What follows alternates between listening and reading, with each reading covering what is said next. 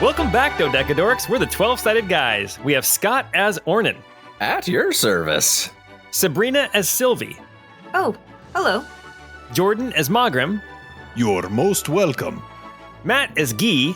That is my name. Don't wear it out. And me, Paul. Basically phoning it in at this point. Speaking of which...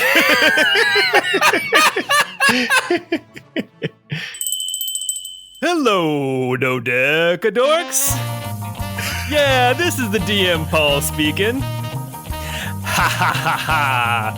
Yeah, this is a D&D thing. Do we have a shop? Oh my god. Or a Patreon? Dodecadork, here's what it's like. 12-sided guys rolling lots of dice, a success or fail. Never a frown. If you want the Decadrip, to our shop, go take a trip.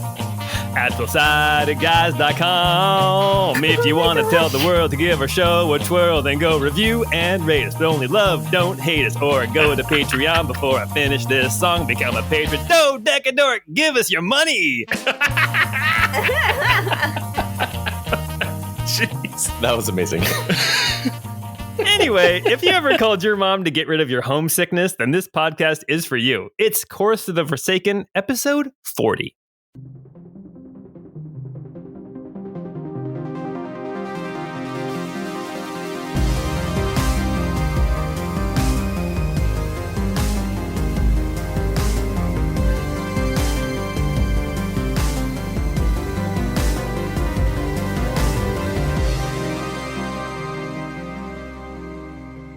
This is the Big Papa speaking. Was that Earthbound? That was Earthbound. Yes, that was Earthbound. The first time I got homesick, I didn't realize I was homesick, and I was like missing all the time. Where it's like, oh, you're sad. I'm like, what is going on? And then I'm like, how do I get rid of it? Oh, just call your mom. So anybody know what that song was besides Matt? Has anyone heard that song? I have no idea. I know.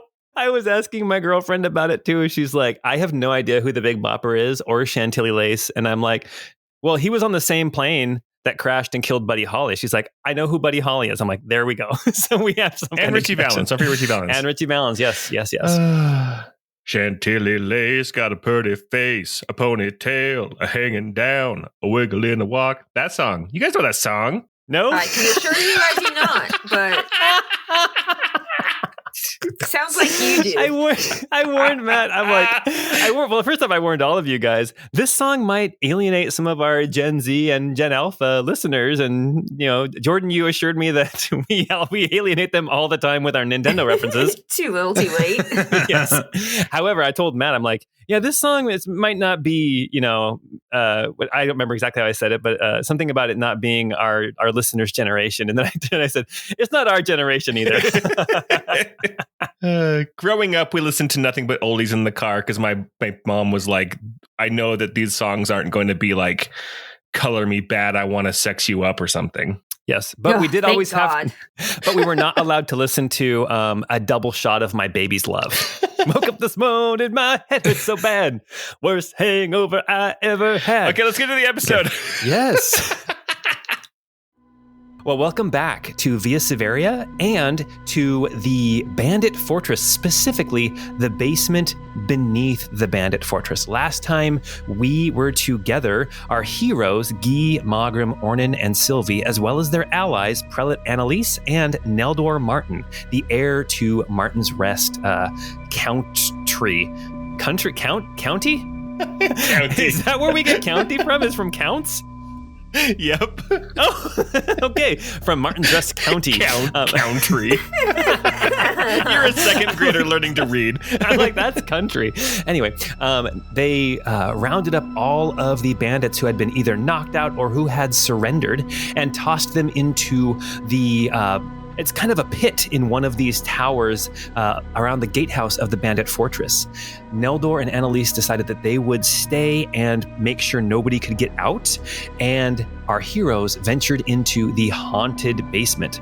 The first thing that they did upon... Sadly less haunted than we wished. Yes, it was not actually haunted. Surprise, surprise. Surprise, surprise! As they ventured down into the basement, the first thing that they saw was an archway that had been barricaded with crates full of like dry goods and food. There was also some spikes pointing down the hall behind the archway, and our heroes quickly found a glyph of warding that had been etched into one of the boxes. Stepping back, Guy made a very good Arcana check. Ornan threw a hammer, which upset the balance of one of the boxes just enough for a huge thunderclap to erupt and a 20-foot radius blast of thunder that all of our heroes were out of. So none of them took the 5d8 damage. You could say none of our cheeks were clapped. No cheeks got clapped, unless they wanted to. Unless they wanted to. As you ventured down the hall and into this ancient subterranean series of rooms, you came to a long room with columns, and there was windows on one side that had just been filled in with rocks as it looked like the room had been buried. On the other side of the room, there were these paintings or tapestries, something hanging on the wall. You investigated them and couldn't figure anything out, so you ventured further on. This was a series of rooms that had been caved in over, and so there were also these natural cave formations. As you ventured through one of these cave formations, you found a trap, and a rock fall was waiting for anyone not wary enough to miss the trigger wire. But you did spot it and managed to avoid the falling rocks that would have crushed somebody. As you ventured further through the cave, you came to a room where there was this pedestal with an elvish helmet and a great sword stuck in it. After casting Identify, it was quickly learned that the helmet and the skull were not magical, but the sword most definitely was. It is a sword called Elf's Bane, which deals extra damage, double damage to elves, half-elves, and anyone with an elvish persuasion, including drow, Eladrin, that sort of thing. Also, any elfkin who held that sword would become exhausted. Every minute that they bore that sword, a new level of exhaustion would take over. The party decided to keep the sword, but keep it far from Guy. As they traveled further through more of these natural caves, they came to a place where they discovered an illusory wall, and they found a chest hidden back there full of money as well as this pendant, and it is a chain with a black masquerade mask as the emblem for this pendant or this chain, this necklace. They pocketed that and ventured further on. After a while, they came to this long room that looked like the center had caved in, and I described this room in three parts. The north part had a bas-relief sculpture of a woman's face that was quickly determined to be Timora, the goddess of good fortune and good luck. The central part of this chamber actually had fallen in and was lower down than the ground on the north and on the south, and there was this large pillar of stone holding up the roof with scaffolding all around it. There was also this abandoned cold campfire. A scrap of paper was found in the campfire, and a chest was found on the scaffolding. And in the southern part of the room, there was this pedestal with this stone cup, like a basin, basically. And inside was this glowing orb of protection. And inside that glowing orb, you could see a stone with a magical symbol on it that you quickly deduced with some good Arcana checks as a stone of good luck. After pocketing everything you could find and reading the scrap of paper, you ventured back out of the basement, vowing to return to dispel the magical protection on the Stone of Good Luck once spells had been restored the next morning. And the last thing that happened was Ornan and Guy decided to tug on these picture frames and figure out what was up with those picture frames, and Ornan managed to pull an old banner from one of these frames and now has this old kind of beat up banner.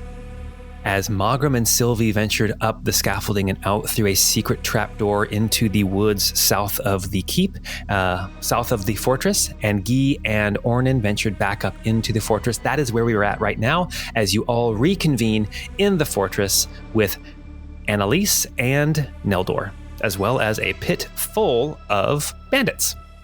Hey everyone, we found a sword that I think was specifically designed to kill me. I don't think it was designed to kill you. I mean, just, the people like you. Well, there is a picture of his face right there. Yeah, not you, but people like you. It's fine. It's not a big problem. That picture looks just like me, and there's little X's instead of eyes. That is concerning. You guys are currently standing in the courtyard, and it is pouring down rain. Let's get inside. So you can either go to the tower where Neldor is currently guarding all of these bandits. Annalise is there as well, but she's kind of standing in the doorway watching to make sure you guys are okay. Or there's the keep, which is where the beefy boys were eating their dinner earlier that day. The BBWs. Big beefy warriors. Yeah, big beefy warriors. Big beefy warriors. All right. So what is it? Where do you guys want to go? What do you guys want to do? You guys have a lot of things still to look at and to check out. I feel like we should go let Neldor and Annalise know that we're okay, and maybe a brief description of kind of what we found down there. But I think there's some things we don't want our prisoners overhearing. Yes, I think that's not a bad idea. Also, I would want to see if we can get access to the quarters that Megan was staying in. Perhaps there is information, perhaps communiques that she has received that we might be able to read and understand a little bit more about who she is and where she goes. Unless she was staying in one of these towers here at the gatehouse, we've seen everything so far. Maybe we just need to go. Maybe we should spend in the evening. Maybe we should each take one of these rooms down here and see if maybe she was using one of those. Okay, I'm fine with this. So you guys want to fill in Annalise and Neldor, and you guys want to go and investigate these rooms. That is not a problem. Annalise is kind of watching you, so she knows that you guys are safe. She's watching you from the doorway of the gatehouse. I'll go up to the gatehouse and talk to Neldor and Annalise. Perfect. Okay. Ornan will follow. Yeah, Sylvia will come along. Like, I want to go see, make sure the prisoners are all staying alive, well fed. Snug in their Neldor beds. is not killing anybody. just poking down with his spear randomly. Exactly. So when you guys walk into the gatehouse tower, the north tower is where they put everybody. The way that the tower kind of works is that you enter in on the second floor, and then the first floor is like a storage room with big, thick stone walls around it. And it looks like that the floor of the second of the second floor has long since rotted away. It's been replaced with some like slats of wood and stuff similar to other places in this fort. And there's one way in, which is just this ladder that has been pulled up out of the pit. You can see down in there that there are 8 people down here in this pit. Looks like 5 of them are laying down unconscious. 3 of them are sitting with their knees pulled up to their chests, or they're talking quietly in hushed tones. Neldor is standing by the opening where the ladder goes down.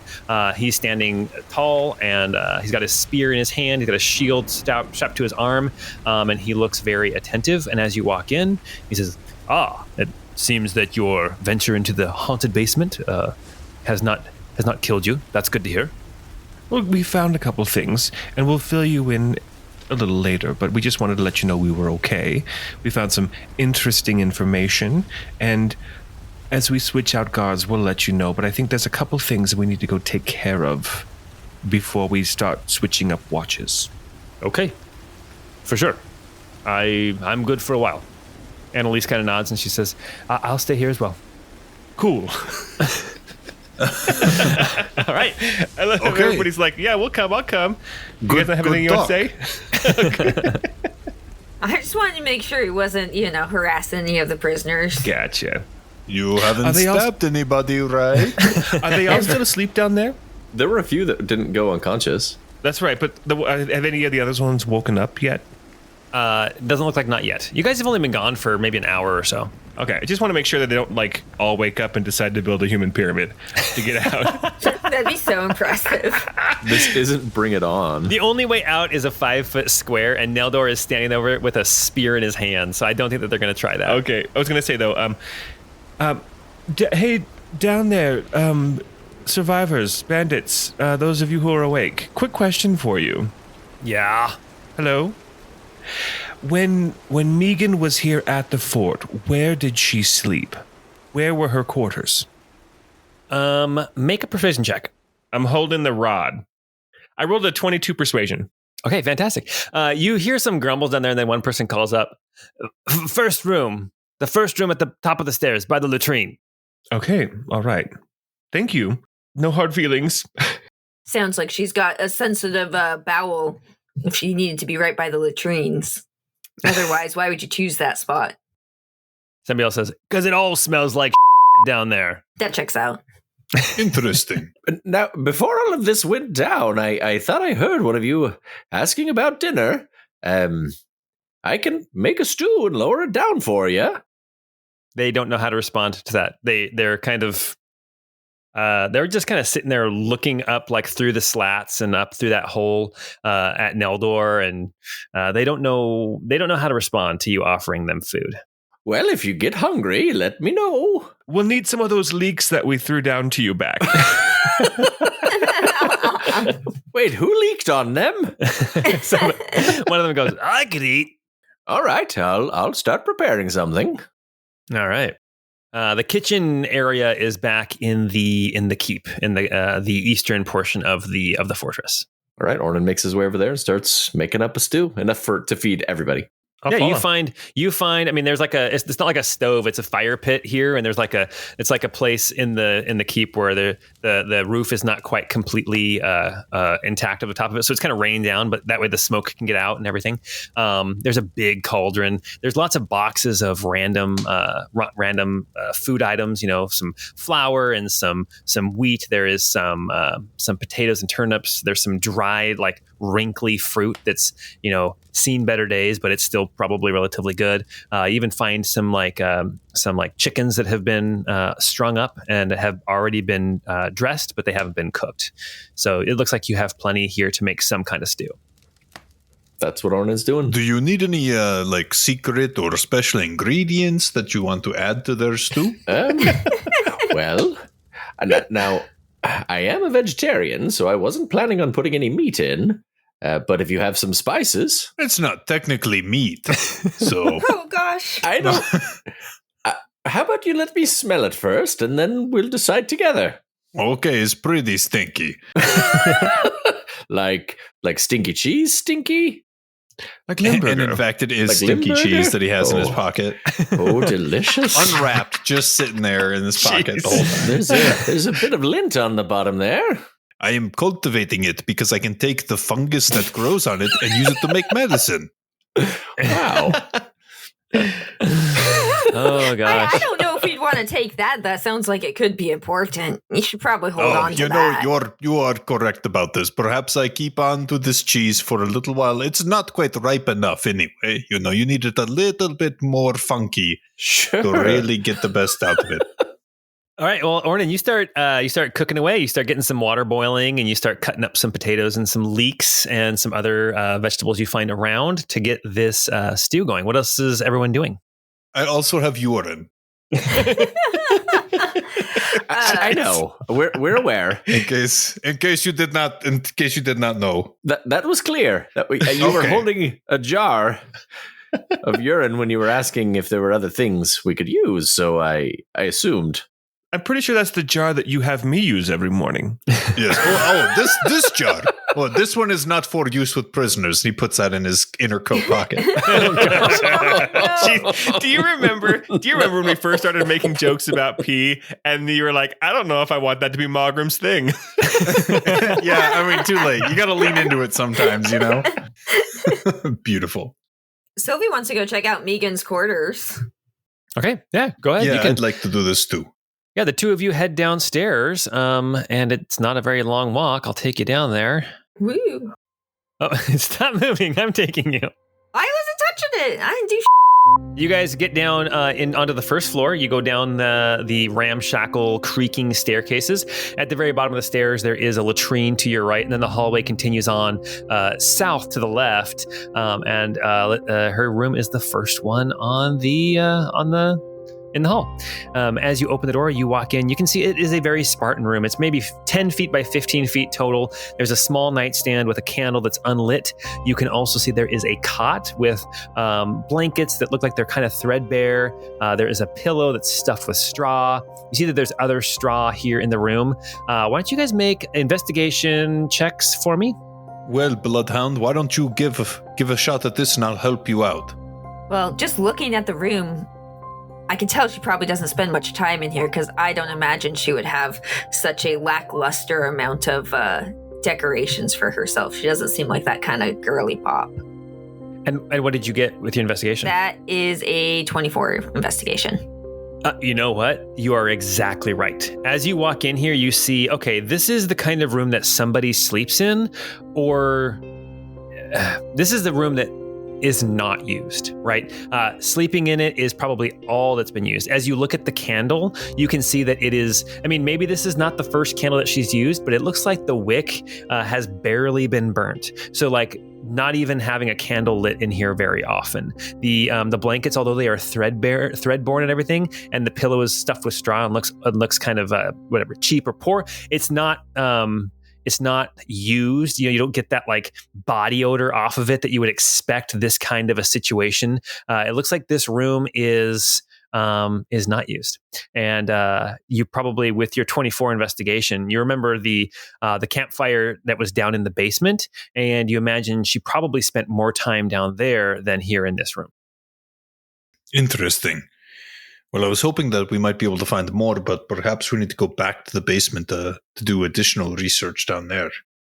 Can we at least frisk underneath the blankets and stuff? Do we at least kind of get a good sense of everything? Yeah. With your 24 investigation, okay. Yeah, Cool. that is exactly what you find, is that this room is not used. Like even the other rooms that you guys have already glanced in definitely were used more than this room. You doing like in the TV shows where the police officers just come in with a knife and start cutting open mattresses and stuff? Exactly. Oh, definitely. All right. Well, very good. You guys going to come back up then after that? There's a couple other bedrooms already down here, right? Yeah. You can go check them all out. I think Yeah, I'll I think just poke my head in. Okay. Yeah, let's be thorough with it for sure. Like, All this right, is a backpack in here. I want to know what's in that. Okay, sure. And a book, maybe. As you guys are looking in these other rooms, Guy, what were you doing? Orin is making some food. What are you doing, Guy? So Guy is up there. He's looking at that fragment of the note that we found in the fire, trying to figure out what it says. Okay, perfect. Let me recap what it says for everybody. So it is this burned scrap of paper. It looks like it's just a section. There's 3 lines that you get just partial little snips of.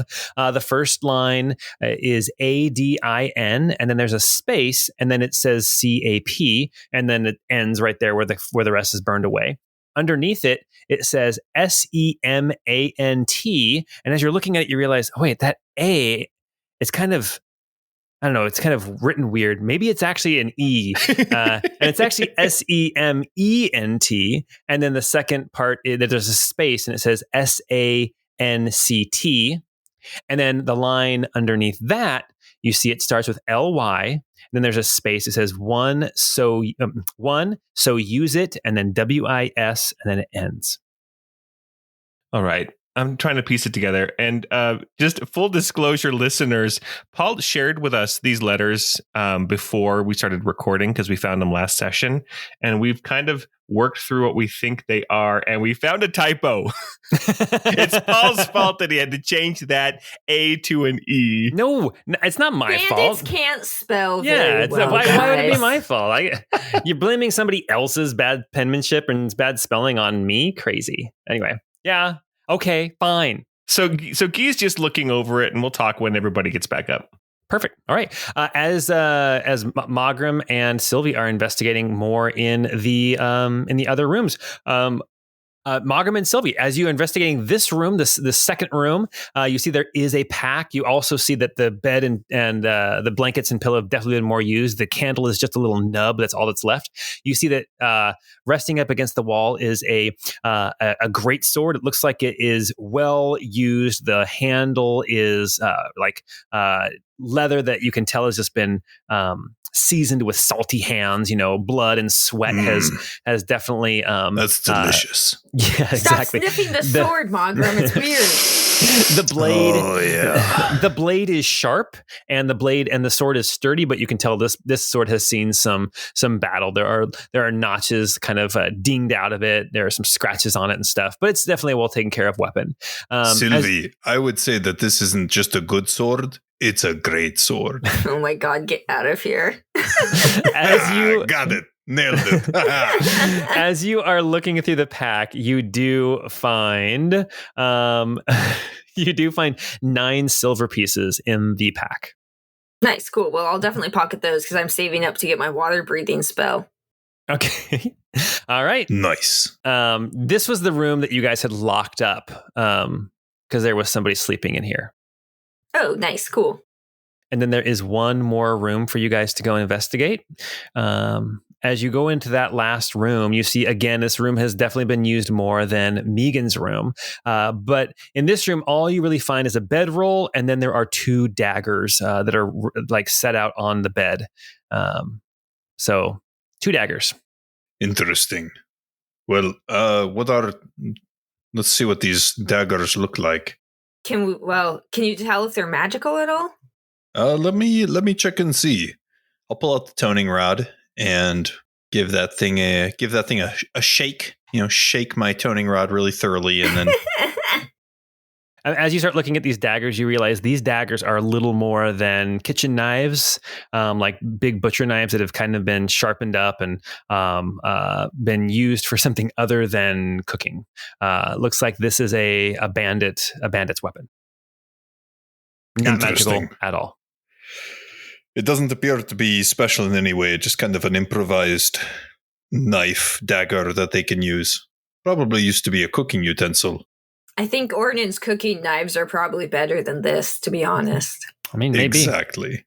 He's got those fancy, Damascus steel ones. Cut to Ornan's using his bare hands. Yeah. He's just tearing, just like cracking carrots and stuff with his hands. No, he literally puts them on the cutting board and then tries to karate chop them. One of these days, it's gonna work. I mean, they're smaller pieces. Well, I did break that one pretty well. Guy, in my pack, there's a chest that Sylvie and I found down there. Mayhap there's something interesting inside of it. If you could fetch it out, that would be fantastic. Oh, is it locked? Did you need my skills in unlocking?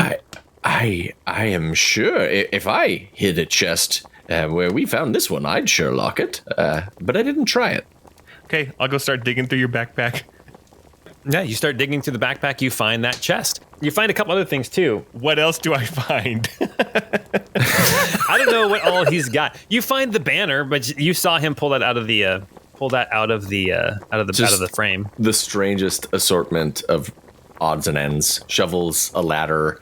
There's, one oar. There's cooking utensils, his brewer's kit, change of clothes for everybody, just in case. An extra flashlight. Don't swipe on those pictures of Gemma over there. Those drawings are personal. I did those. All right, Sylvie and Mogram, you guys get up right about then as Guy is pulling this chest out of Ornan's bag. All right, everyone, gather round. Let's see what's in here. Okay. And I'm going to open it up and get shot in the face with a poison dart. I just know it. As you go to open the chest, it is locked. All right. Okay, everyone. I knew we needed you. Here's where I shine. It's only a 14 to pick the lock. It does not open. Oh my gosh. Hey, Ornan. I could spend a little bit more time on this, and then the chest would be reusable, or we could use that key that you have to just break the lock. Because there's so many other things that require my skill to identify. Why don't you take care of this chest while I get started on some of these other things? All right, you have yourself a deal. It's okay. Not everybody can lockpick every lock. I am very good at picking locks. I've got a pretty good track record with this key. Okay, so just a reminder, the key to the city You roll a d20. On a 1, something bad happens. Ornan got a 12.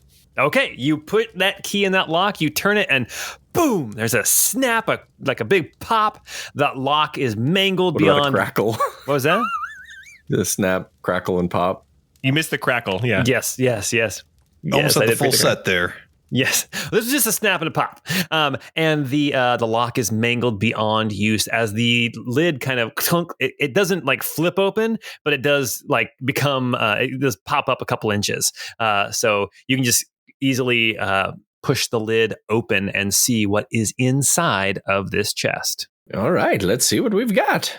As you look in this chest, you find there is like a change of clothes, like some hardy, like woolen traveling clothes. You can see that there is like a leather scroll case. The lid is off of it, and as you look in, you can see that there is one scroll still in that case. There is a pouch with what looks like some gold in there, and as you open it up, you can see there's 150 gold pieces in there. And you see that there is a letter that has a wax seal that has it's already been sealed with black wax, no stamp though, just like a glob of wax. And there is this letter that is in the chest as well. Ooh, no seal on that wax. That's great. That means we can melt it off and then just reapply it. Do you think Megan's really going to come back and look for this? I was gonna say, but I guess it doesn't hurt to be safe. Yeah, I mean, we could be cavalier about things, but Ornan, just let him do it. Let him just. He didn't do the lock thing. Just let him do the envelope thing. It's fine. Guy, you can have this key. I don't need it. Oh, I don't need it either. That's not what I was implying. That came out wrong. I'm sorry. Ornan, we're having a fight. Fine.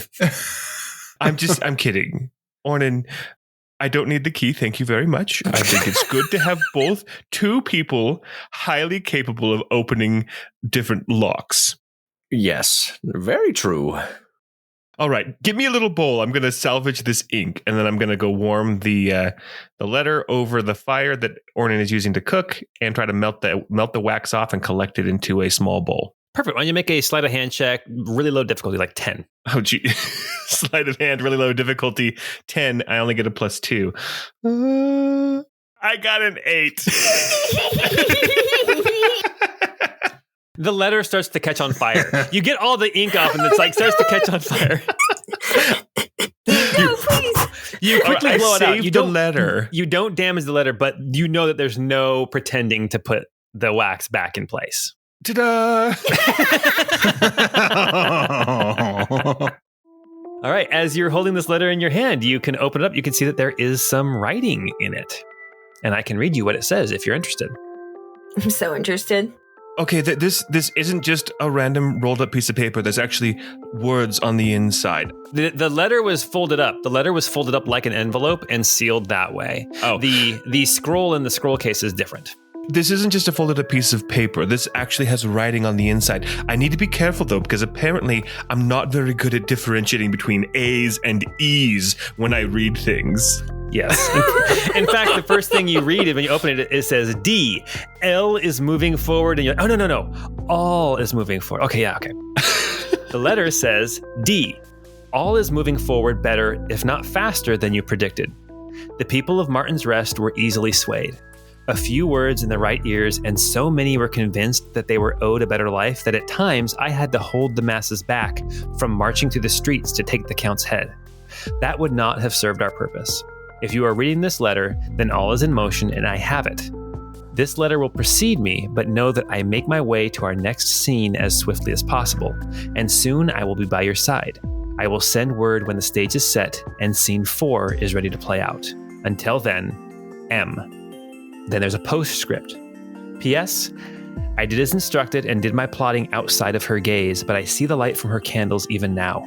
If she knows, and not else to be done about it, but I was careful. And that is what is written. I think the reference there at the end to plotting outside of her candles, I think that is in reference to Timora, the Shrine to Timora. I think you might be right there. I'm curious about who this D is. D's nuts. Why is that always funny? I know. Oh, patting myself on the back right now. He just says it with such authority. Indeed, those nuts. I believe it'd be those nuts, but yes. Oh gosh. All right. Yeah. So you have this letter. It looks like this letter was written by M to somebody named D, but this letter has not been sent yet. So we'll call this the unsent letter. This unsent letter. M, probably Megan. D, though, that's a good question. Maybe there's more answers in this burned letter. Maybe it is Dealar. Maybe little boy is actually big baddie. Dear Dealar, are you plotting the overthrow of a sovereign county? No. You gotta It's called trick him. Call country. him D, so he really gets confused. I know who you are, Dealar, or should I say D? Exactly. Call him out on it. It's sovereign country, not county. That's right. So we have this other shred of a note. Maybe there's more information we can glean from that. Do you want to make a comparison or anything? Yeah. Does it look like the same penmanship? No. Oh, yeah. This little scrap of paper has much worse ease. The penmanship does not look the same. Ace. I know. Yeah. These notes were definitely written by two different people. Okay. So we talked about it a little bit between sessions, and we had some ideas. The one that looks like the most obvious is the final line. It looks like it says, "Only one, so use it wisely." Yep. We had some ideas about the other two lines as well. Yeah, and then it looks like sanct. So there's like cement sanct. And I think it was maybe basement sanctuary. Which would reference potentially the basement underneath this fort. Ooh, that's a good point. Okay. That checks out. And then there was ADIN space CAP. And everything before the ADIN is lost, and everything after the P for CAP is lost. So we're thinking something paladin captain? Yeah, something like that. Maybe in reference to the paladins of Helm. Oh, I hadn't thought about that necessarily, but that would make sense. Was Neldor's sister a captain, or was she like a lieutenant? That's a good question. Either way, I bet he would know who the captain is. Because we met the Perhaps we just casually ask him who the captain of them are. We don't reveal exactly why. Because we met the captain, or whoever the leader was, and Neldor's sister seemed to be subordinate to him. If I recall our conversation, this was a few days ago, but she rose through the ranks of the Paladins of Helm fairly quickly. You guys would know that the leader that you guys met, the dwarven paladin, was named Sir Fargus Steelshod. Sir Fargus Steelshod. But we didn't get his rank. No. Normally captains like to announce it, but maybe he's a humble guy. Captains are usually the leaders, right? I mean, I know my experience in town guardsmanship, we were led by a captain. Is town's guardsmanship a word? It is now. It's as much a word as country.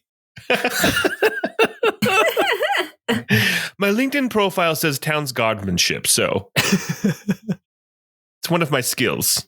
I've been endorsed in it.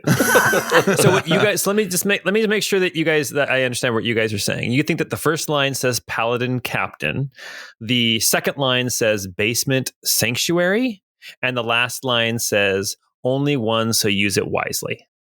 Exactly. Okay.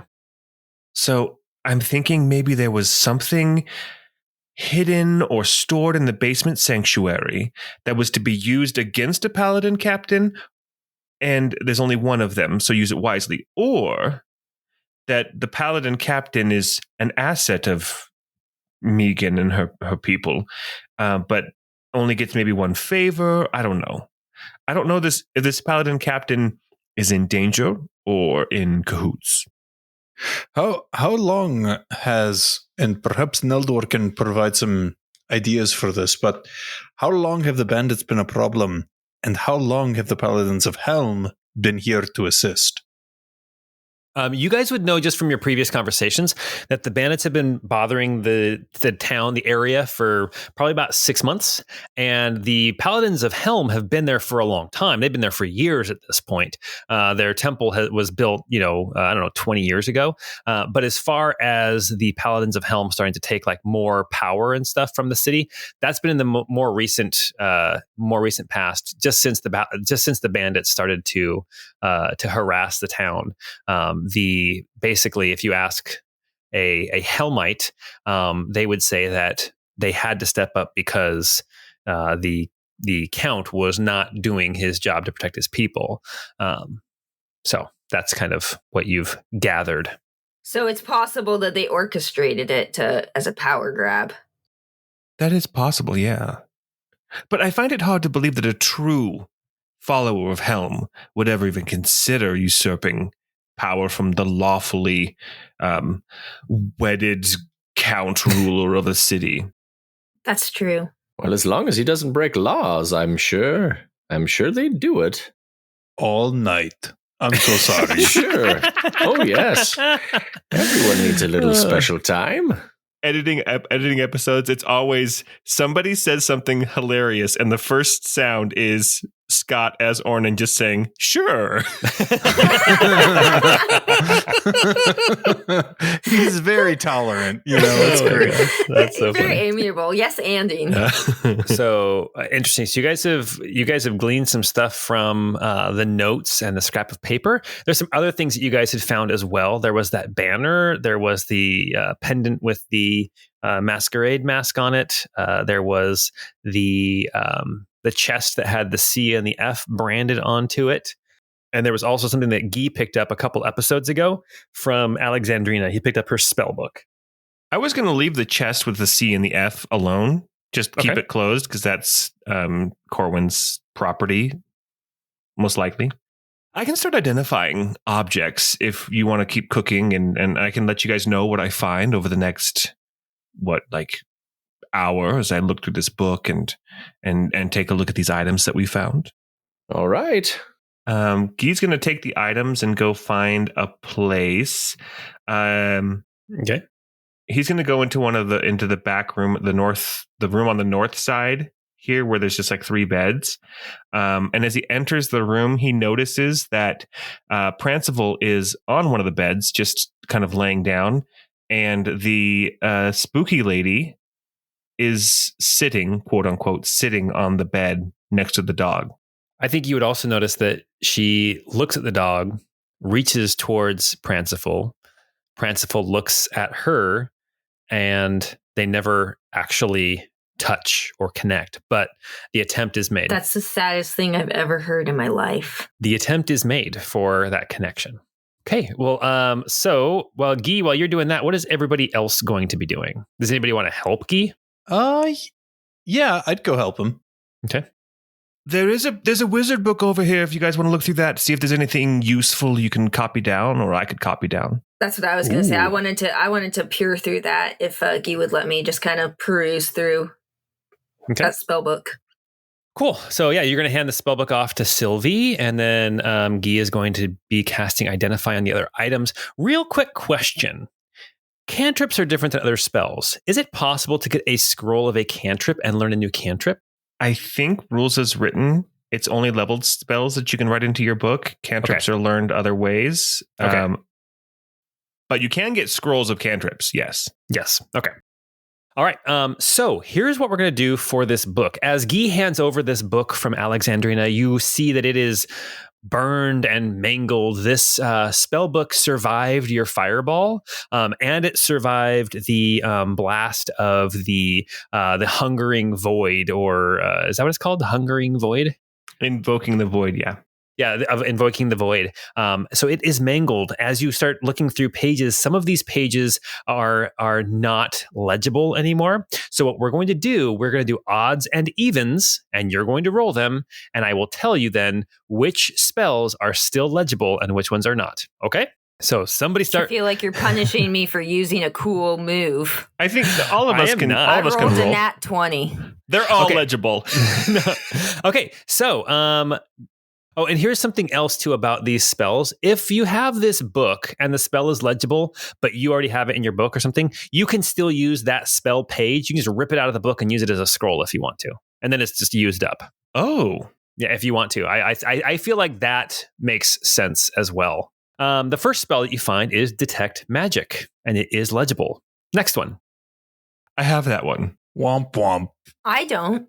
Ah. You know, I will say, Margrim has basically made that spell useless with his totem rod. That's true. I didn't want to say it, but that is true.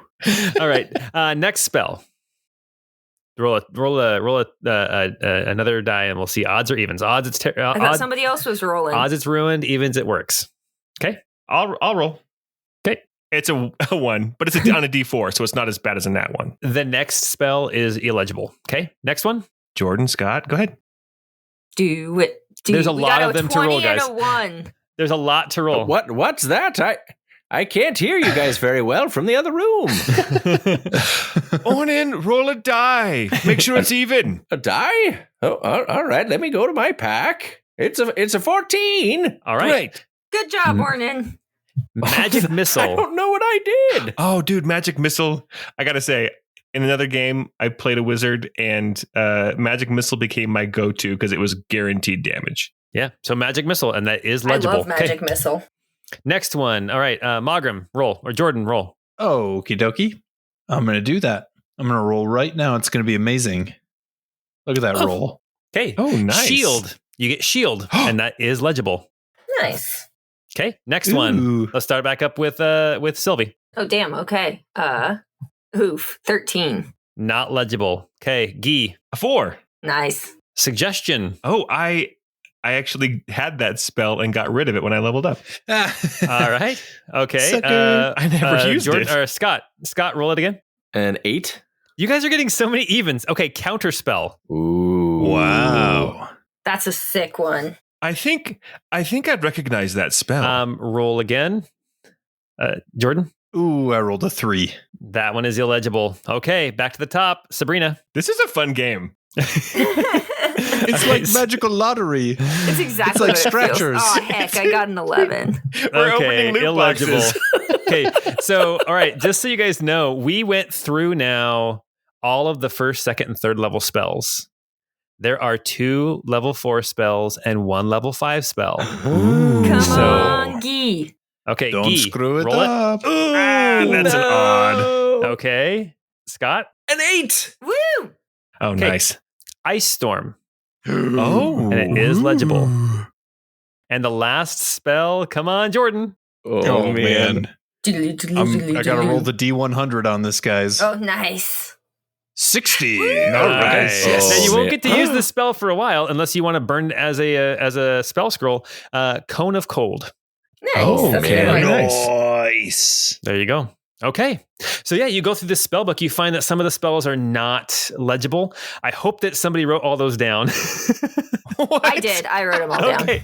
I said somebody write them down. Okay, so as Sylvie, you and Magram are kind of looking through that spell book, looking at the different spells, trying to figure out which ones are legible, which ones are not.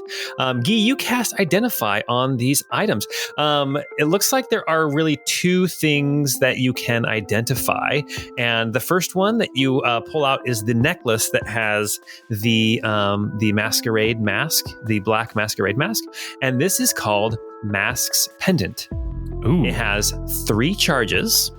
Okay. And you can use 1 charge to either cast Shadow Blade or Darkness, and you get D3 charges back at midnight. And Mask is a deity, correct? Yes, And is Mask you can make a religion check if you want to. okay. Hey Margrim, can you tell me anything about the god Mask? Well, the god mask, huh? I got an 18. Never mind, I think I know. Is that the Jim Carrey one? I believe that was Loki. It was the mask of Loki, I think. Oh, all right.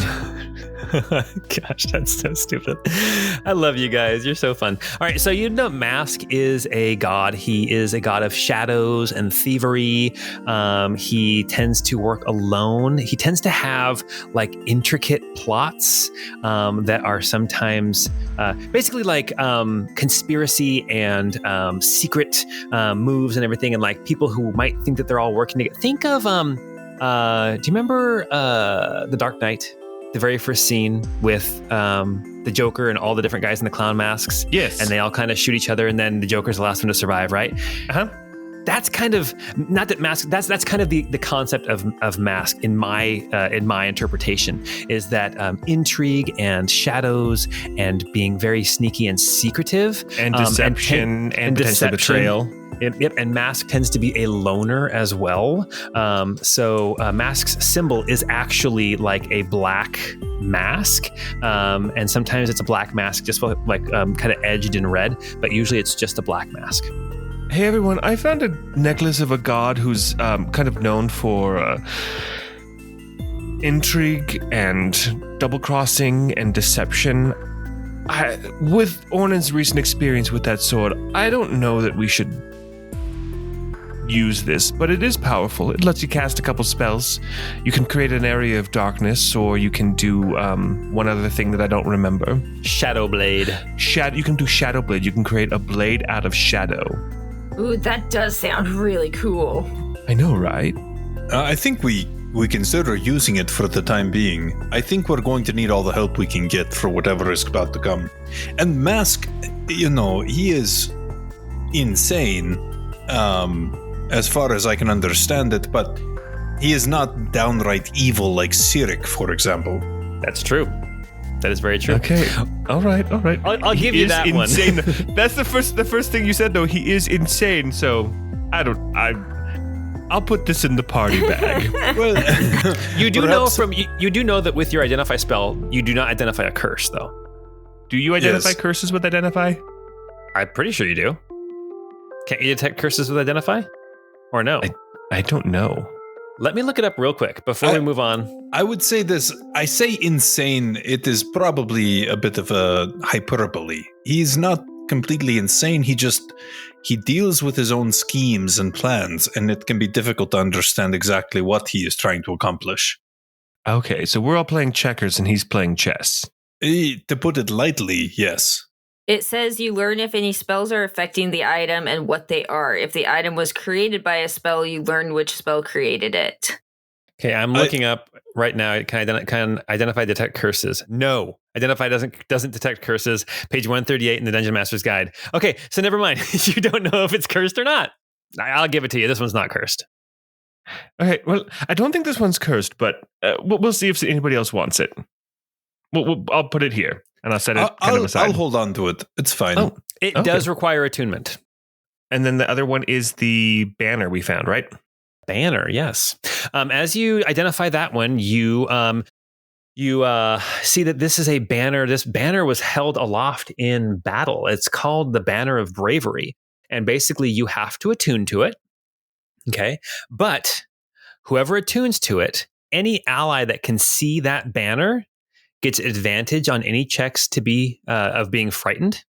Okay. And as a bonus action, the bearer of the banner can hold it aloft, and anyone who can see it can immediately use their reaction to take the attack action one time per short rest. Oh, Wow. That's sick. That's cool. Yeah. Wow. It does require attunement, and it does require you to have a hand free to hold it up. Well, somebody should definitely grab that. That's really cool. So we can have a warlock running around with a scepter and a banner. And a fan. And a fan. I love it. It looks like that is all of the items that you've got besides the chest that you think belongs to Corwin Frostborn. All right. At this point, your stew is ready. Stew's ready, everyone. I think we're going to have to bring it to them because they're, in a pit. Sure, but I made enough for you as well. Oh, I thought that was you ringing the dinner bell for everybody to come get some. Oh no, I was ringing it for you. There's you. There's this huge cauldron, and it's like full to the brim of stew. And I imagine Ornan just with one hand just grabs the handle and just lugs it. I mean, this cauldron is as big as Ornan, and you just lug it right out the door and out to the gatehouse. Little rainwater won't hurt anything. You start filling up some bowls and some cups, and you start passing it down to the people who are in the pit. Neldor takes a bowl, and Annalise takes a bowl as well. You see that some of the people are starting to stir. Overall, it seems like things are ready to settle down for the night. Let me know if there's anything else you guys want to do tonight, or we can start setting up different shifts for who's going to guard the prisoners. While we're eating, I would kind of just casually ask Neldor, Neldor, can you remind me again, who's the captain of the paladins over there? Oh, Sir Fargus Steelshod. He's a dwarven man. He's been in the area for a long time. Yes, we met him on the road. I just couldn't remember his name. Thank you. No, of course. And he's the captain? I got the impression that his rank was like Commander General or something like ostentatious. No, I'm fairly certain he's captain, and he is going to be so jealous when we show up with all of these prisoners in chains. I'm gonna look over at Sylvie and like everybody else and kind of raise my eyebrows like, do we tell him about the note? Oh, yes. Nodding my head. Sylvia's shaking her head. I don't know what to say. I feel like we just told him already.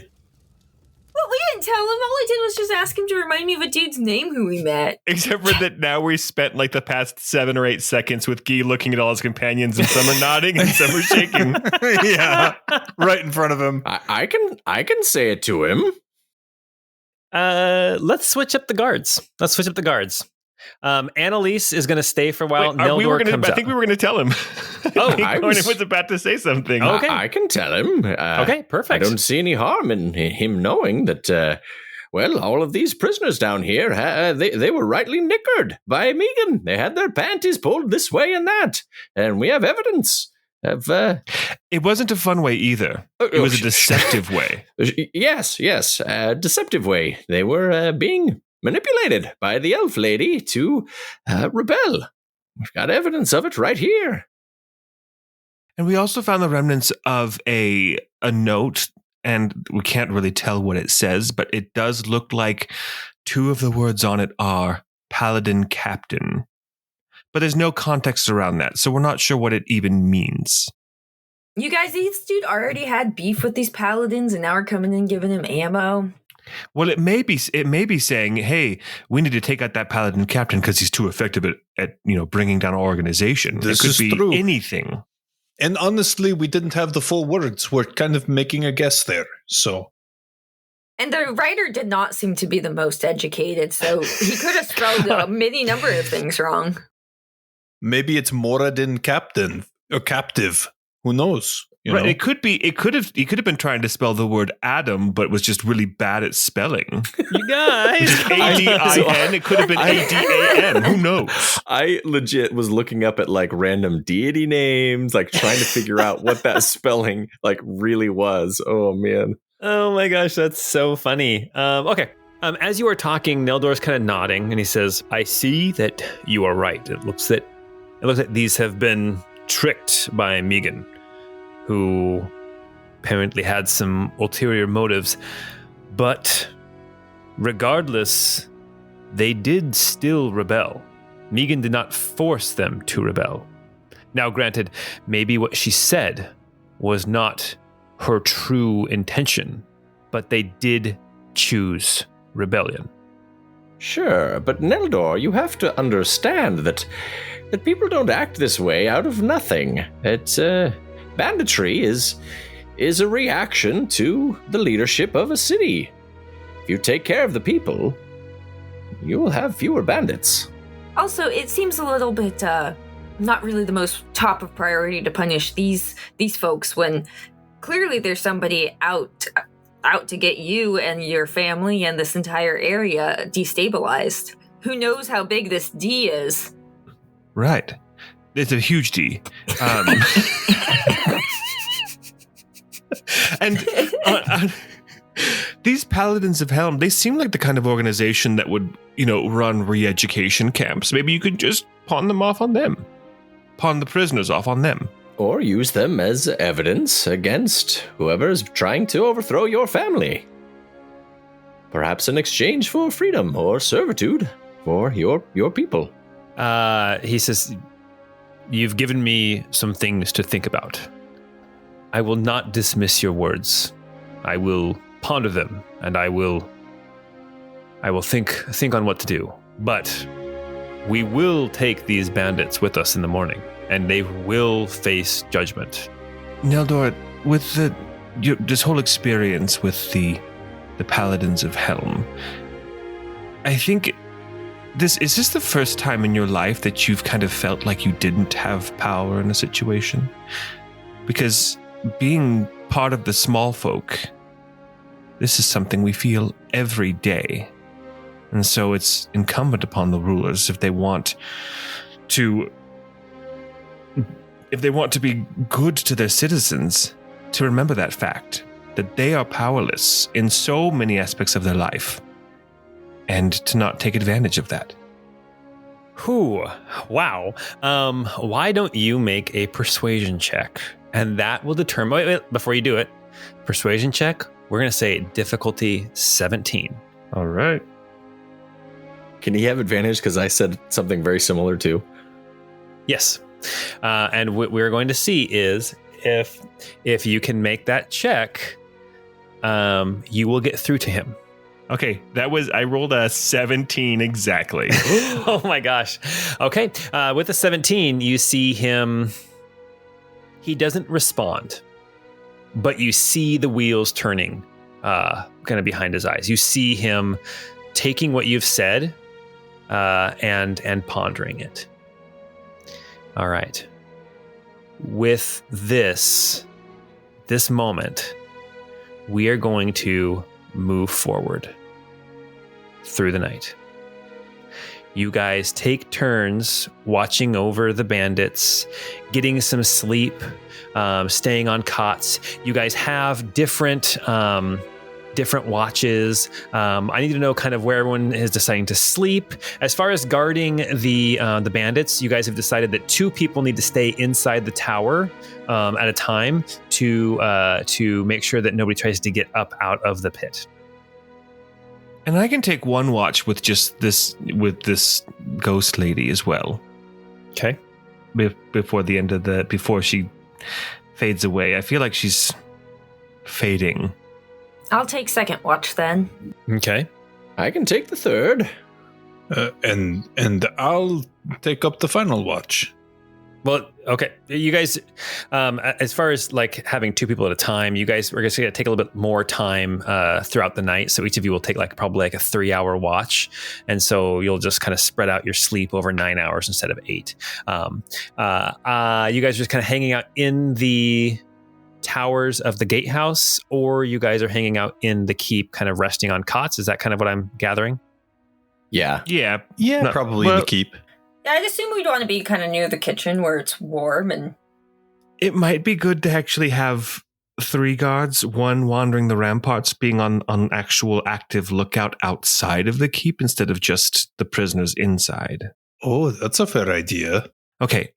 Well, how about during our watch, people make the rounds around the... I only have to sleep for 4 hours, so I can take 2 watches, if that helps.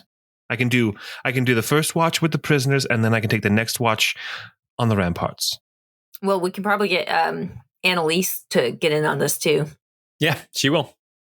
So, and Neldor too. So, okay. Then what I'm going to have you guys do as you guys are taking turns throughout the night, I just want everyone to make a perception check.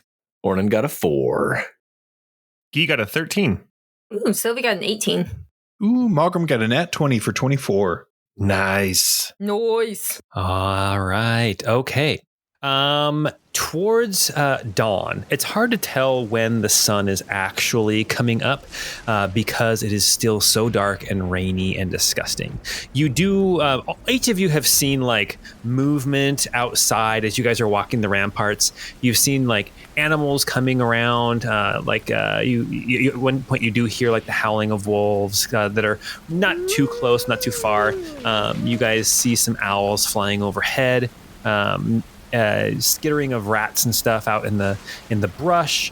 The night is alive with noise. Add in the lightning and thunder that has been happening since earlier in the day, and it is difficult to spot anything. I set a difficulty, and the difficulty was a natural 20. Whoa! Nice job, Magram. Nice. Magram, you are on the ramparts.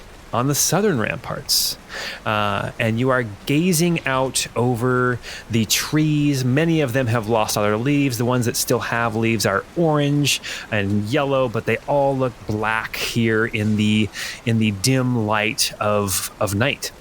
As you are glancing down towards that secret exit out in the woods that Sylvie found up the ladder on the ramparts or on the scaffolding, you see just out of the corner of your eye movement, and the movement, you see a figure, but it doesn't look like an animal. It's not an owl, it's not a wolf, it's something moving on two legs, and before you really catch a glimpse of it, it's gone. It is so dark. But with your natural 20, something was sniffing around the exit of the underground basement. Interesting. By sniffing, I mean, just like was around there looking or searching. just kind of lurking. Okay, so not like doing something weird, like actually sniffing. No, yeah, I gotta remember Okay. we're playing D&D, so yeah, some things do. You see a man who sniffs. There are things that sniff. Ayo. But it wasn't like not going in or coming out, just noticing. I'm just clarifying what he saw. Okay, so what I want everyone else to do, I want everyone to roll a d20, not Magram. Guy got a 16? Only got Okay. a 13. Oh gosh. So we got that one. Okay, Guy and Ornan, you two happen to be in the tower guarding the prisoners at this exact moment. Sylvie, you are curled up on a cot. Annalise is on a cot as well. Ew, I don't want to bunk with Annalise. You're not bunking with Annalise. okay, good. Neldor is on a she's cot good as well. looking. It's cool. I thought that she was rubbing out. I thought you were like, oh, it's great to have girlies on the trip. Oh no, that was for Dalen. Yes, and Annalise. At one point, Annalise, Guy, as you were kind of switching who was on watch, it looks like she wanted to say something to you, and then she glanced behind you and saw this spectral figure behind you, and she kind of bit her lip and moved off. And that was about an hour ago. And since then, as the sun is starting to come up, potentially, you see that this woman, this spectral woman, begins to fade until she disappears completely.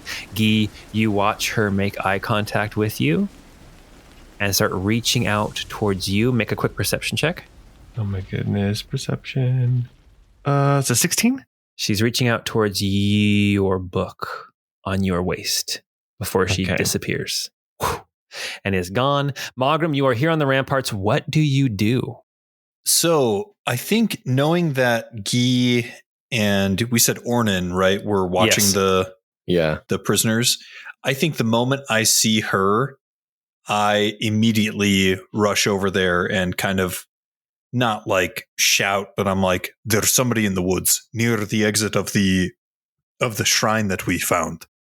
All right, let's quick run. Somebody go down through the tunnels, and I'll head out to the trapdoor. I'll wake everyone else up. Okay, that sounds good. I'll move through the tunnels if you want to head to the trapdoor directly, Ornan. Be careful. Actually, let's trade. I don't know where the trapdoor is. We'll say you guys all know where the trapdoor is. You guys all know where the trapdoor I is. do know where it is. I'm headed that way. Okay. as I enter the keep part, I'll yell out. I'll say, "There was someone at the entrance to the trapdoor. Everybody up now. We need to watch the guards. I'm going to go back out and follow Mogram and Ornan. Come on, Sylvie." All right, Sylvie will pop up. Okay, Guy and Sylvie, you pop up. Mogram, you are down the staircase into the basement. Ornan, you are rushing across through the forest to the secret entrance. Yep. Okay, so here is what's going to happen. We are going to do this. I'm going to move us over to a different map. Ooh. It's a pincer move. Give him the old Chinese finger cuffs. Exactly. At this point, everybody has had a long rest. Yay! Everybody is level 7. Yay! Okay. So you can look forward to hearing about that in our next Your Neighbor's Potatoes, actually. We'll probably talk a bit about our level ups.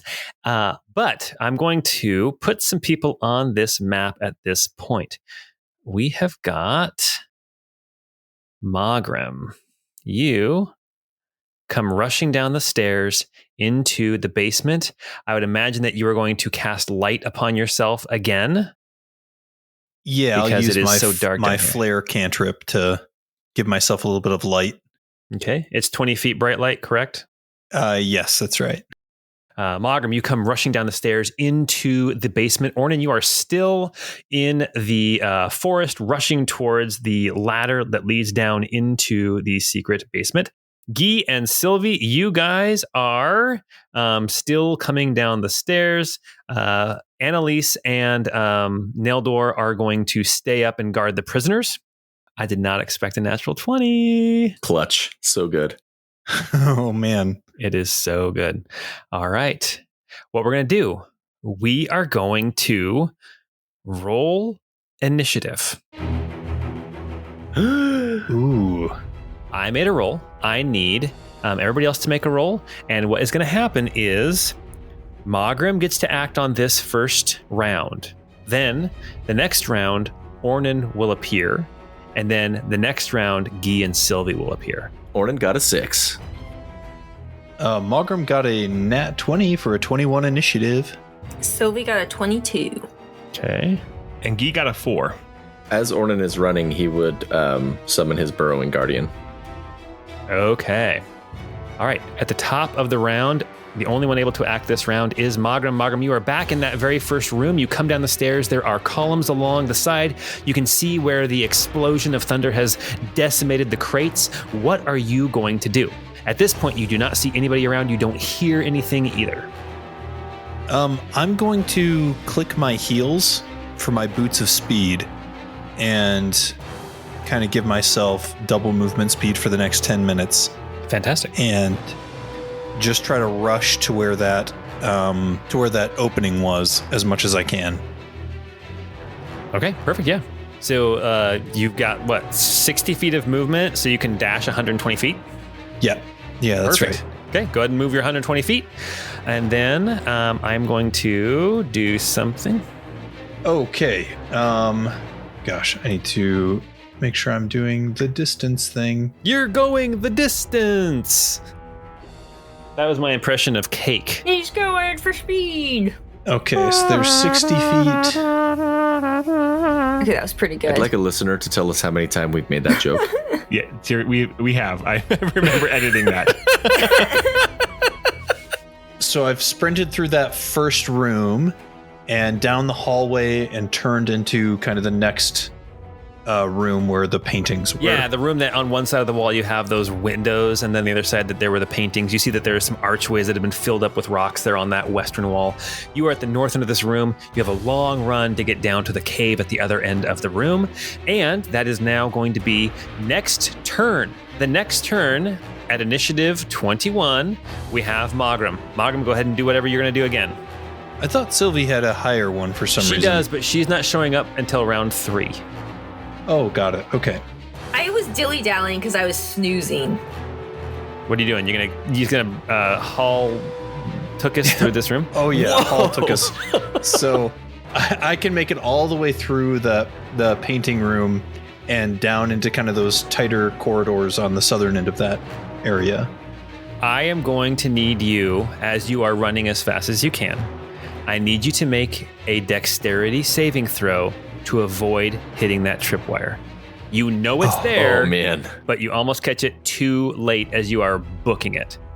Difficulty 14. Yeah, we even marked it with some rocks. Okay. This could We be should have bad. kicked it. I told you. Oh, I got a 15. Oh, nice. nice. Oh my gosh. You managed to avoid the tripwire, and you are not going to have to worry about falling rocks. Okay. And now we have an initiative there, and we have at initiative 6 coming down the ladder into the secret room. We have Ornan. Ornan, you climb down the ladder. You are standing at the top of the scaffolding. Just an FYI, the scaffolding wraps around clockwise from where you're standing, okay? So it goes down and around. You climb down this ladder, and as you stand on the scaffolding, you look down at the bottom of kind of the ladder that leads up onto the scaffolding, and you see a woman. You see this woman is dressed in common clothes. She's got like a cloak on that's covered in rain. You see she's got kind of blondish, silvery hair. She looks like she's looking around the burnt out campfire. She's glancing around the room, and as she turns to look at you, you can see she has the pointed ears of an elf, and she makes eye contact with you, Ornan. Ornan, you have your I've move. got your jacket. You have your move, your action, and any bonus actions that you would like to take. Megan, you're just the elf I've been looking for. We found that letter. Who's this D person that you're writing? And Ornan's gonna The walk big up to D. her. The big one. You wrote a capital D. He's gonna walk up to her, not aggressively, like so. Weapon out, but not like no action prepared to attack. Okay. But I will activate a new ability called the Flame of Ethos, and so yes, I'm huge, Yeah. and I have a purple worm around me, and Yes. now I am glowing with like a translucent purple fire, like all around me, like DBZ, like aura style. Oh, nice. Oh my gosh. And Do your you hair actually is give off blonde. light? I don't know. That's just me flavoring All right, it. you just flavor. Okay, cool. So we spend the next couple episodes of you charging up, right? Yes, Oh exactly. yes, this spirit bomb takes a whole arc to throw. Oh my gosh. Oh, good. Okay. All right. That is going to be it for Ornan's turn.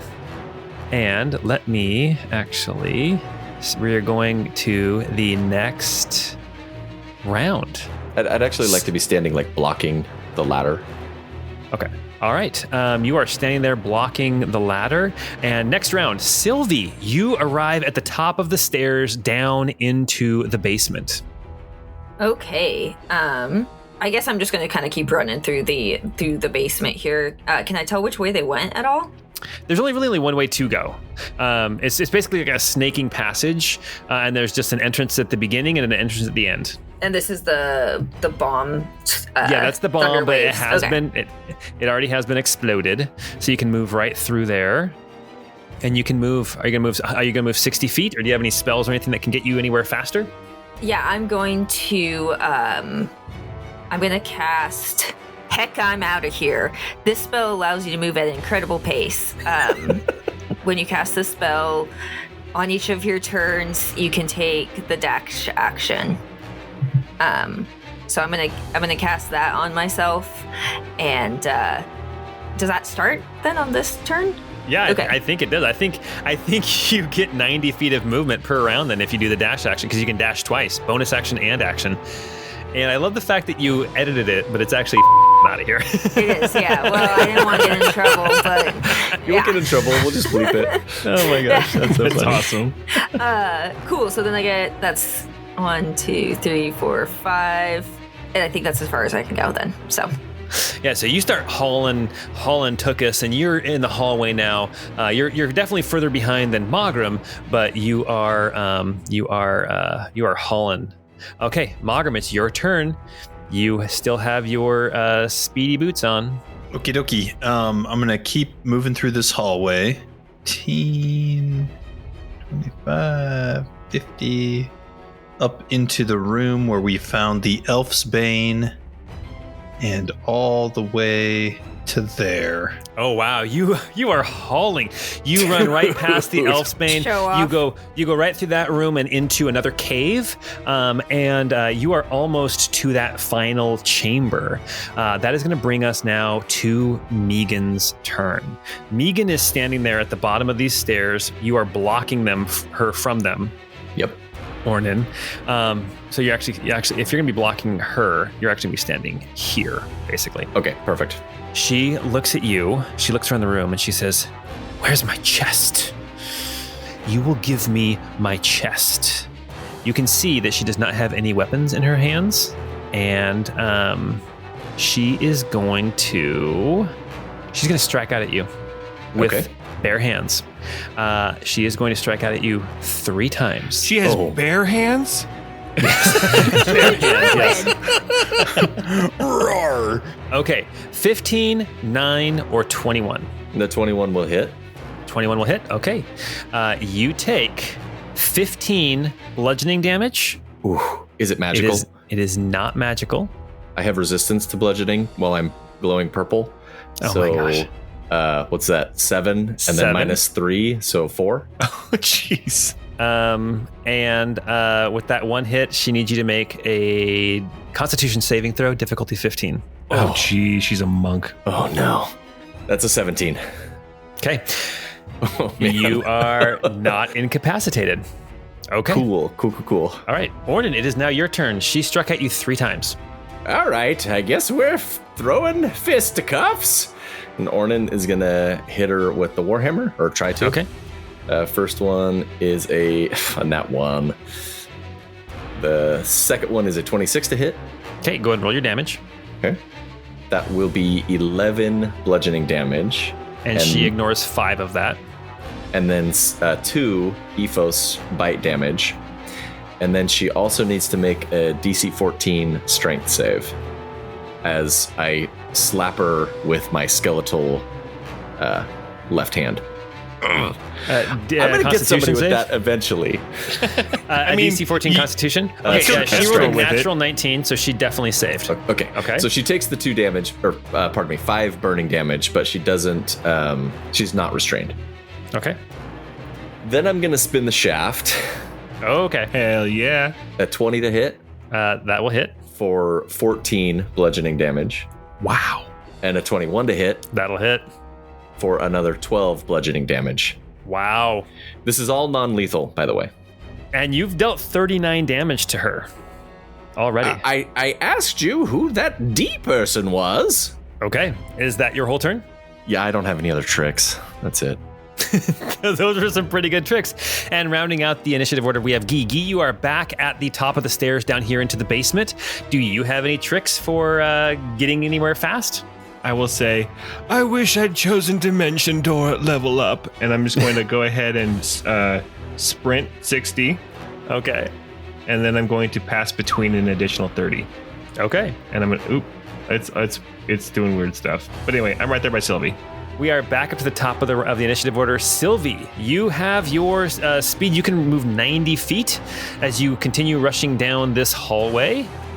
Okay, awesome. So that gets me to about here-ish. You rush down around the hall and you enter into the large chamber with the picture frames on one side and the windows on the other. Okay, I still can't see them, so I guess that's what I'm doing. Cruising along. All right. Magram, it is your turn. Okie dokie. Let's go ahead and move 15, 25, 60 to there. Oh my gosh. I can see you. Oh my gosh, Magram, Nice. you came through all the caves and you enter out into that last chamber, the one that is kind of split into three, the north section, and then the central section with the big pillar of rock and the scaffolding, and then the south section that has that luck stone that is behind that magical barrier. You see Ornan is surrounded by this purple energy and Ethos, the glowing purple worm, and you can see that he is fighting this elvish woman, dressed in just kind of normal rough spun clothing, but she seems to have adopted some sort of a fighting stance, no weapons in her hands. So I'm going to load a paralytic dart into my crossbow and fire that off at her. Okay. She'll need to make a DC 15 wisdom save in this case. Oh my gosh. You and your natural 20. Let's see what she can get. Oh, thank goodness. Oh, man. Thank goodness. She rolled a natural 14, so she does save. Okay. Is that your turn? That's all I can do for now. Okay. It is now her turn again. She is going to, again, make 3 unarmed strikes against Ornan. All right. First strike. 17. That misses. Second strike. 24. That'll hit. And third strike. Oh my gosh, come on. 11. Okay. 1 hit. Okay. All right, 1 hit. So she is going to do this. She's going to deal some damage, which is going to be 14 bludgeoning damage. Okay. So down to 7 minus 3. So another 4. Jeez. Instead of trying to incapacitate you, she instead just pushes you back 10 feet. Ah.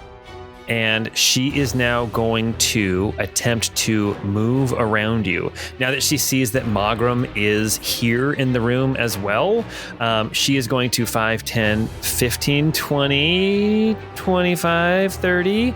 And her speed is 35, 40, 45, 50. Is she leaving my threat range? She is. So you will get an attack of opportunity. She is trying to get to the ladder. In fact, she is at the base of the ladder right now. Does a 22 hit? A 22 does hit. She's going to use her reaction to deflect the attack. So does that count as a miss, or does she just not take damage? No, you hit her for how much? 7 damage. Okay, and she deflects 9 damage, so you don't give her any more damage. Okay. So I'm going to actually push her 5 feet away from me. So hopefully to like knock her off the thing over here with my crusher feet. If you push her 5 feet, you'll only give her 5 more feet of movement because she's still going to be up on the scaffolding. Because she would have left and then from here. Okay, get, I gotcha. And then so she I can won't- get to the ladder. So yeah, I won't do that. No. Yeah. Okay. So yeah. So that's one of those weird situations where your feet would actually be a bad thing because you would give her that extra space to actually be on the Sure. ladder. It looks like you've got one more round to try to get her before she's going to scramble up the ladder. That brings us now to your turn, Ornan. I'm going to make my way around to her, and I'm going to make my attacks. Okay. The first one is a 9. That will miss. The second one is a 9. Oh no! She got away, or you managed to miss her. You did not actually get her. Is there anything else that you want to do here on this turn? I'm trying to. I don't think there's anything I can do. Okay. All right. That brings us to Guy. Guy, what are you doing? Hey guys, wait up. You're so far back. Come on, I thought someone was going to follow me to the ladder, but That was my original plan, but then this is where we're at, so it's all good. Well, if you would have wanted to follow the ladder, it would have been an extra couple of rounds to get there. Okay, so I move my 30 feet kind of to this hallway, and I'll say, I feel like I'm missing everything, and I'm going to go ahead and instead of running anymore, I'm going to go ahead and tear between, which lets me go 90 feet. Jump 90 feet, clear down here into the rest of the hallway. Do you have to see where you want to be? I just went straight ahead. No, but you have to see where you have to be. Yeah, Okay. that's why I wanted Dimension Door. I could have just teleported right to the exit, but then I also realized Guy probably doesn't know that all the excitement's happening at the exit. So that's 1 and 2. That's 30 feet, 90 feet. That's my movement and my action. So, and there's no point in passing between because I would only be able to go 20 feet. Gotcha. Well, that brings us now to Sylvie. Sylvie, what are you going to do? I'm gonna do my best is what I'm gonna do. Sylvie gets to move another 90 feet, which should bring her just around the corner of this, U-bend. You get down past, through this room with the columns and the windows into one of these natural caves as you continue your trek. All right, Magram, it is your turn. You can see, well, actually, I don't know, from where you're standing, I mean, you can still move. I can see her. You can see her. It's dim, but I can see her. Yeah, you can see her right now. It's dim light where she's at, but she is not blocked by the pillar, but with the amount of vision you've got, I'd say you would have disadvantage to hit her because of the lighting conditions. Well, I'm gonna move 40 feet over here. Okay. To the base of the scaffold where I've got a really close look at her. I'm assuming she's up in the air above me though, from where I'm at, right? She is. She's all the way around the scaffolding, and she's about to grab onto that ladder that goes up into the hole in the ceiling. I'm gonna shoot another paralytic dart at her. So okay. Another DC 15 wisdom save. Do it. Yes! She reaches for the rung as the dart strikes her in the ass. And the most embarrassing place to be struck. As the dart takes hold, she suddenly seizes up. Her hand slips off of the rung, and she tumbles backwards. She gets to make the save again at the end of her next turn, right? Yes. She suddenly freezes in place, her hand gripping the ladder, and there is this dart sticking out of her butt. She is frozen in place. Magram, is there anything else you're going to do? I mean, that's it for action and bonus. Or, well, I don't really have a bonus action, I don't think. So I think that's it for me. Okay. It is now her turn. So she gets to, at the end of her turn, try to make that save again, correct? Yeah, I think that's correct. What's the difficulty but it's again? at the end of her turn, so... It's at the end of her turn, yeah. What is the difficulty again? DC 15 wisdom save. Plus, you guys have backup coming so soon. you don't even know how soon. I feel like I'm so far away from everything. I feel like it's my little legs. I'm wobbling after everybody. She failed her save. She is now still stuck in place. Ornan, from where you're standing, you can see her through gritted teeth. Her eyes can still move. She looks at you, and she looks up the ladder, and she looks at you, and you can see panic starting to spread around her eyes, but she cannot move. Ornan, it is your turn. What are you going to do? Well, it's time to take a little nap, I'd say. The first one is a 25 to hit. Auto crit. That'll hit. Oh, it's on auto crit? When you're paralyzed, yeah, it's auto I crits. forgot about that. How do I force it to crit? Or would I just, let's see, I rolled a 5, so 10. Was that 16? I think so. Plus Ethos is 2, so another 4. So 20 on that first hit. Oh my gosh. All right. She is bloody. The second hit is an 18. It's auto crit. Oh, yeah. Well, you still have to hit. You still have to hit. Yeah, Okay, but if you hit, it's okay, an auto yeah. crit. Yeah, okay. For another 16. And this time I'm going to... The 18 barely hits, by the way. Oh, it does? Okay. Yeah. For another 16 damage. And this time I'm going to push her off of the scaffolding, away from the ladder, towards Magram, like just north of me. Gotcha. And then I'm going to step up to that. She falls off of the scaffolding onto a lower part of the scaffolding, right above the ladder that leads back down to the ground. She is hurting.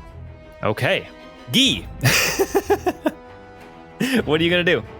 Do you see them yet, Sylvie? And I'm going to just keep It starts hoofing to it. get kind of twisty over here. It's hard to see anything, but I can tell we're close. Yeah. The bloodhound can always tell. Because of the twists and turns, I can't pass between because I'd just be going 10 feet. So I'm partway through the twisty turns. Make a dexterity saving throw, difficulty 14. Oh no. Oh no. Oh. I got a 19. Oh, God. You managed to step over the wire. Okay. I'll yell back to Sylvie and I'll say, remember there's a wire here. If you want to avoid the wire, you need to move half speed to move carefully. Sylvie, it's your turn. Back to the top of the next round. What are you going to do? Guy has just run past you through this snaking corridor, warning you of the wire. Do you want to run through and risk it, or are you going to move I'm running through and risking it. Okay, make a dexterity save. You realize you're risking 14. both of us. Oh no. Oh, that was a 10. Ah, jeez. All right, now I do need dexterity saving throws again, this time to determine if you take full damage or half damage. Am I in this area You as are well? in it. So Guy rolled a 10 on his dex save. Oh man. Guy, you take 15 bludgeoning damage. Ouch! All right, I Sylvie, rolled make a 7. dexterity save. You take 15 bludgeoning damage as rocks fall. And now this whole corridor is rough terrain, which takes double movement anyway. We blocked off the escape. Oh my gosh, we're under attack. We're being attacked from all sides. You guys can hear the thunderous rock slide. And you hear Sylvie's voice just going echoing through the hall. Yes, you do. Yes, you do. All right, Mogram, it's your turn. You have Megan there lying on the scaffolding in front of you. What are you going to do? She is still paralyzed. I'm going to reach into my pouch, or into my backpack, and approach her with some rope and try to tie her up. Okay. Which, while she's paralyzed, I think that means she fails any attempt to try to resist it. Yes, she would. What I am going to have you do is, because you only have 6 seconds potentially before she makes this save, let's just see if she makes the save, because she moves right. She's the very next initiative. If she fails, then you can tie her up and we can say this is done. Okie dokie. Come on. Mogram, you climb the man. ladder and you pull out your rope. You start wrapping this rope around her arms and her legs. You get her bound up and hogtied. You can see her trying to shake free and you see like the muscles in her arms and in her legs. You can see them twitching and flexing, but she cannot move. Your paralytic dart has done its work. She is stuck. You have tied her up, and we are going to cue victory music.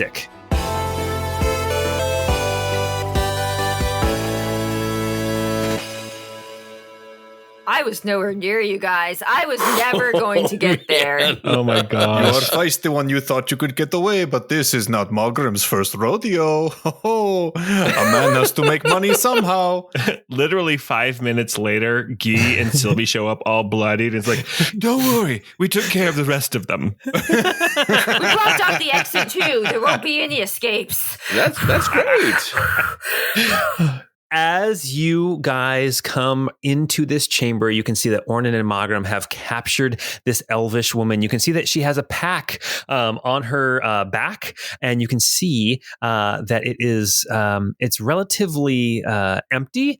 But one thing that you do see sticking out of the pack, you see a staff of some kind is sticking out of the pack. She's packing heat, guys.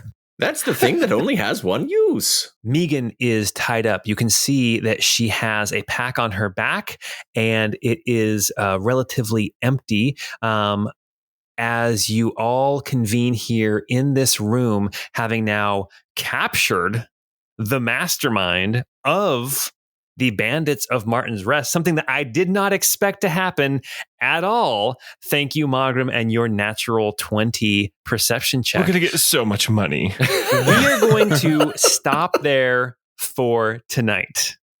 All right, you guys. Hey, thank you Jeez. so much for playing. This was I've never fun. felt Holy more cow. useless in a fight.